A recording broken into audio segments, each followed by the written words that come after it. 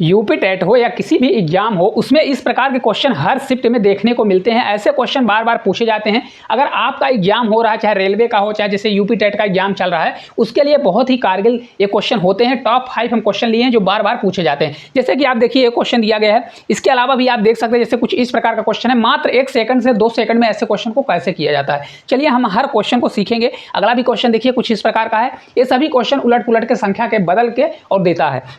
तो बिना देरी के हम क्वेश्चन को स्टार्ट करते हैं। पहले ही क्वेश्चन की ओर चलते हैं। यदि किसी संख्या के 60% का 3/5 भाग 36 हो तो वह संख्या क्या होगी। अब देखिए आप लोग क्या करते हैं, आप लोगों की गलती क्या है कि आप लोग वह संख्या को क्या मानते हैं, x मानते हैं। तो माना वह संख्या हमारी x है, फिर x का क्या करेंगे 60%, तो 60% क्या होता है 60% बराबर 60/100 करेंगे। फिर इसका क्या बोल रहा है, इसका बोल रहा है 3/5। क्या बोल रहा है 3/5, तो इसका 3/5 कितने के बराबर दिया गया है, तो ये दिया गया है आपका 36 के बराबर दिया गया है। अब इतना प्रोसेस लिखेंगे, फिर इसको कट आउट करेंगे, तब x का मान निकलेगा। जैसे आप देखिए इसको कट करेंगे, 0 से 0 कैंसिल हो जाएगा, 2 से हमारा एक 3 बार जाएगा और 2 से आपका 5 बार जाएगा। तो देखिए 3 से 3 9, 9 से आपका ये कितनी बार जाएगा 4 बार जाएगा।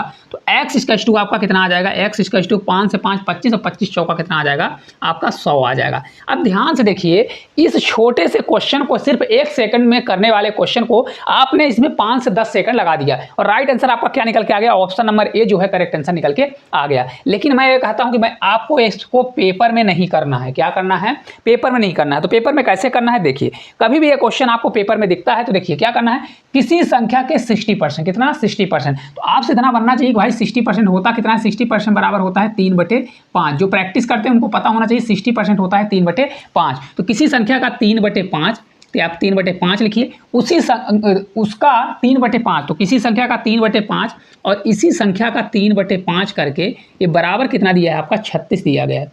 देखिए डायरेक्ट करेंगे, 3 से 3 9, 9 से 4 बार जाएगा, तो ये आपका हो जाएगा कितना आ जाएगा 9 बार जाएगा। तो ये 5 से 5 25 और 25 चौका 100 आ जाएगा। कितना हो जाएगा 100, और यही इस क्वेश्चन का राइट आंसर। अब आप खुद देखिए कि आपको एक्स अक्स मानने से अच्छा कि आप विदिन सेकंड में कैसे कर लेंगे।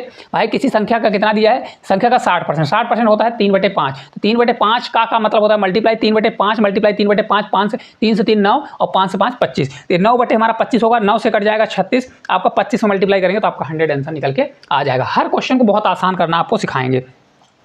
अगला क्वेश्चन है, यदि √3 की पावर n बराबर 729 हो तो n का मान क्या होगा। अब देखिए इस प्रकार का भी क्वेश्चन आता है तो आप लोग क्या करेंगे, देखिए इसको भी देख लीजिए। जैसे दिया है √3 की पावर n इक्वल टू आपका दिया है 729, कितना दिया है 729। आप लोगों को मैं बताता हूं कि आप लोग करते क्या हैं। अब देखिए यहाँ अंडर रूट लगाए तो यहाँ दोनों अंडर रूट हटाने के लिए दोनों तरफ स्क्वायर लगाएंगे। स्क्वायर लगाएंगे तो 3 का पावर n तो होगा ही, लेकिन ये हो जाएगा हमारा 729 का कितना हो जाएगा, ये आपका स्क्वायर हो जाएगा।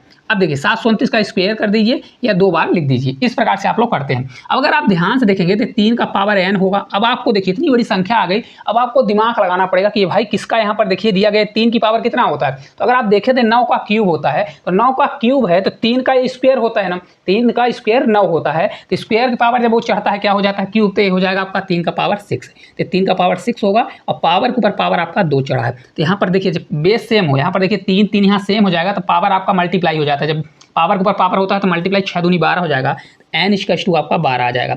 ये भी बहुत आसान है, इस प्रकार से भी कर सकते हैं, लेकिन आपको इतना जमा के वहाँ नहीं लिखना है क्योंकि आपको पेपर निकालना है। तो कैसे करना है, देखिए यहाँ पर आपको डायरेक्ट क्या करना है, देखिए 3 का पावर n होता है, कभी भी ऐसा क्वेश्चन आए तो यहाँ पर 3 का पावर n दिया है तो डायरेक्ट क्या करिए, देखिए अंडर रूट का मतलब होता है जो पावर में वैल्यू रहती है उसके अपॉन में। अगर यहाँ करनी की पावर क्या दिया है 2, कुछ नहीं लिखा है, मतलब यहाँ करनी की पावर क्या है 2 है, तो n अपान कितना हो जाएगा आपका 2 हो जाएगा पावर में, तो ये बराबर आपका हो जाएगा 729। देखिए यहीं पर आपको करना है, 729 क्या होता है 3 का पावर क्या होता है 6 होता है, तो आप 3 का पावर 6 लिख दीजिए। अब देखिए यहाँ पर भी 3 है और यहाँ पर भी है, मतलब बेस सेम है तो पावर इक्वल हो जाती है, तो n/2 बराबर कितना आ जाएगा आपका 6 आ जाएगा। n बराबर आपका 6 दूनी 12 और यही इस क्वेश्चन का राइट आंसर आ जाएगा। अब देखिए सिर्फ एक लाइन में हो गया और ये देखिए आपका इस प्रकार से आपको पेपर में नहीं करना है, इस प्रकार से करना है और राइट आंसर ऑप्शन नंबर जो बी है हमारा करेक्ट आंसर आ जाएगा। उम्मीद करते हैं हर क्वेश्चन आपको कॉन्सेप्ट के जरिए मिल रहा होगा, आप लोग कैसे करते हैं और कैसे हमको करना है। ठीक है, चलिए आगे देखते हैं। दो संख्याओं का महत्तम समावर्त 11 तथा लघुत्तम समावर्त कितना दिया 693। यदि एक संख्या 77 है तो दूसरी संख्या क्या होने वाली है। अब देखिए कैसे करना है भाई, इतना तो आपको बनना चाहिए कि एलसीएम पहले मतलब क्या होता है एलसीएम मल्टीप्लाई एचसीएफ बराबर आपका क्या होता है फर्स्ट संख्या मल्टीप्लाई सेकंड संख्या, फर्स्ट संख्या मल्टीप्लाई आपका होता है सेकंड संख्या। एलसीएम आपका कितना दिया 693, मैं यहाँ पर 693 लिखूंगा और मल्टीप्लाई आपका क्या है एचसीएफ कितना दिया है 11 ये बराबर आपका फर्स्ट संख्या कितनी है 77, हमको सेकंड संख्या निकालनी है, तब सेकंड संख्या निकालेंगे। देखिए 11 से कट करेंगे तो 7 बार जाएगा, 7 से कट करेंगे 7 से आपका 9 बार और 9 बार, तो ये आपका सेकंड संख्या कितनी आ जाएगी 99 आ जाएगी। तो इस क्वेश्चन का आंसर कितना होगा 99। ऑप्शन नंबर जो ए है करेक्ट आंसर आपका निकल के आ जाएगा। लेकिन देखिए इससे भी आसान आप कर सकते हैं पेपर में, आपको सिर्फ इतना पता है कि एलसीएम मल्टीप्लाई एचसीएफ बराबर फर्स्ट संख्या मल्टीप्लाई सेकंड संख्या होता है। तो यहाँ पर देखिए दोनों दिया गया है और पहली संख्या अगर 77 दिया गया है तो यहाँ पर देखिए आपको पता है कि एचसीएफ और एलसीएम का मल्टीप्लाई होता है। तो 11 से पहले इसको काट दीजिए और डायरेक्ट यहाँ पर क्या कर देंगे, देखिए इसको 7 से भाग देंगे, क्योंकि 11 का ये 7 गुना दिया है तो 7 से इसको डायरेक्ट भाग दे दीजिए। क्या करना है डायरेक्ट भाग दे देना है। तो यहाँ पर 693 दिया है, 693 बटे आप 7 करेंगे तो डायरेक्ट आपका 99 आ जाएगा। तो आपको पेपर में हर कीमती समय बचाना है तो आपको पेपर में ऐसे करना है। आपको इसको भी ये सोचना है कि इससे भी मैं छोटा कर सकता हूँ। ठीक है, चलिए आगे देखते हैं। अगला क्वेश्चन है, एक आयताकार खेत की लंबाई और चौड़ाई 3:2 का अनुपात है, यदि इसका परिमाप 100 मीटर है तो इसका क्षेत्रफल क्या होगा। अब देखिए इस प्रकार के क्वेश्चन को कैसे अपन को समय बचाना है। देखिए आयत का परिमाप क्या होता है 2 गुणे लंबाई धन चौड़ाई होता है। ठीक है, कभी भी अगर क्षेत्रफल आता है फिर इसको आप x मान लीजिए, नहीं तो आपका गलती हो जाएगा। और अगर परिमाप है तो x न मानिए तो भी चल जाता है, लेकिन फिर भी इसको x कर लीजिए। देखिए क्या होता है 2 गुणे लंबाई धन चौड़ाई, तो 2 कर दीजिए मल्टीप्लाई लंबाई धन चौड़ाई, अगर इसको 3x और इसको 2x मानते हैं टोटल हो जाएगा 5x। तो 5x इक्वल्स टू आपका कितना दिया है, टोटल परिमाप हमारा कितना है 100 दिया गया है। ठीक है, ये हमारा 10x हो जाएगा, तो 10x इक्वल्स टू कितना आ गया हमारा 100। अगर आप इसको समय बचाना चाहते हैं तो x ना लिखिए, x इक्वल्स टू कितना हो जाएगा आपका ये 10 निकल के आ गया। अब पहली चीज देखिए, आप लोग क्या करेंगे यहाँ पर लंबाई भी निकालेंगे चौड़ाई भी निकालेंगे, मतलब x बराबर 10 तो 3x और 2x है तो 30 हो जाएगा और 20 हो जाएगा। क्षेत्रफल क्या होता है यानी एरिया बराबर आपका हो जाएगा, ऐसा कर सकते हैं 3 और आपका देखिए 3 हो जाएगा तो 30 हो जाएगा और मल्टीप्लाई आप 20 कर दीजिए तो ये आपका 600 आ जाएगा।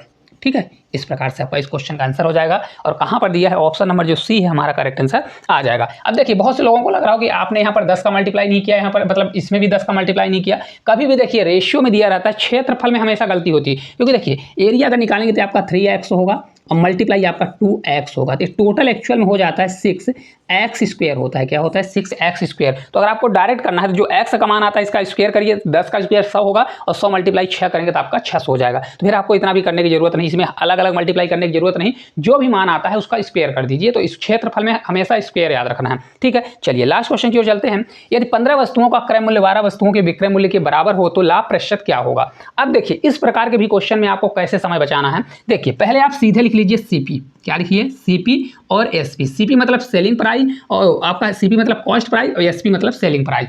अब देखिए 15 वस्तुओं का क्रय मूल्य क्या दिया है, 15 वस्तुओं का क्रय मूल्य, जो क्रय मूल्य के साथ है तो उसको क्रय मूल्य के साथ नहीं लिखना है। 15 वस्तुओं का क्या है क्रय मूल्य, तो ये एक क्रय मूल्य के साथ नहीं लिखाएगा, इसको हम किस में लिखेंगे विक्रय मूल्य में। तो ये विक्रय मूल्य हो जाएगा हमारा। सेम इसी प्रकार से 12 वस्तुओं का विक्रय मूल्य, 12 वस्तुओं का विक्रय मूल्य, तो ये विक्रय मूल्य के साथ है, इसको हम क्रय मूल्य के साथ लिखेंगे बस, और इसको हम सॉल्व कर देंगे। 3 से कट करेंगे, 3 से 4 बार और 3 से हमारा 5 बार, है ना। देखिए 4 रुपए की चीज़ 5 रुपए में बेच रहा है, 1 रुपए का प्रॉफिट हो रहा है। 1 रुपए का प्रॉफिट हुआ किस पे हुए 4 रुपए पर, 4 नीचे जाएगा, परसेंटेज के लिए 100 से मल्टीप्लाई, 1/4 ही आपका होता है 25%। देखिए विदिन सेकंड में ऐसे क्वेश्चन का आंसर आप लोग ला लेंगे। लेकिन आप लोग ऐसे क्वेश्चन को बनाते कैसे हैं, देखिए लिखेंगे 15 का क्रय मूल्य 15 सीपी बराबर 12 एसपी करेंगे, फिर सीपी एसपी का रेशियो निकालेंगे। लेकिन आपको इस प्रकार के, क्योंकि जमाना बदल चुका है तो आपको भी अपने आप को बदलना पड़ेगा, क्योंकि सिलेक्शन लेना है आपको, वहाँ आंसर लगाना है, राइट आंसर लगाना है, ना कि आपको समय गंवाना है। तो अगर आपको इसी प्रकार से कॉन्सेप्ट और कम से कम समय में ज़्यादा से ज़्यादा क्वेश्चन अटेंड करना है और अच्छे सबसे सरल और सबसे साधारण ट्रिक के माध्यम से, तो इस चैनल को सब्सक्राइब कर लें, साथ साथ इस वीडियो को ज़्यादा से ज़्यादा शेयर करें, क्योंकि हम डेली इसी प्रकार का आपको प्रैक्टिस कराते हैं। आप लोगों की जो डिमांड होगी उसको हम पूरा करने की कोशिश करते हैं। तो आज के लिए इतना ही, धन्यवाद।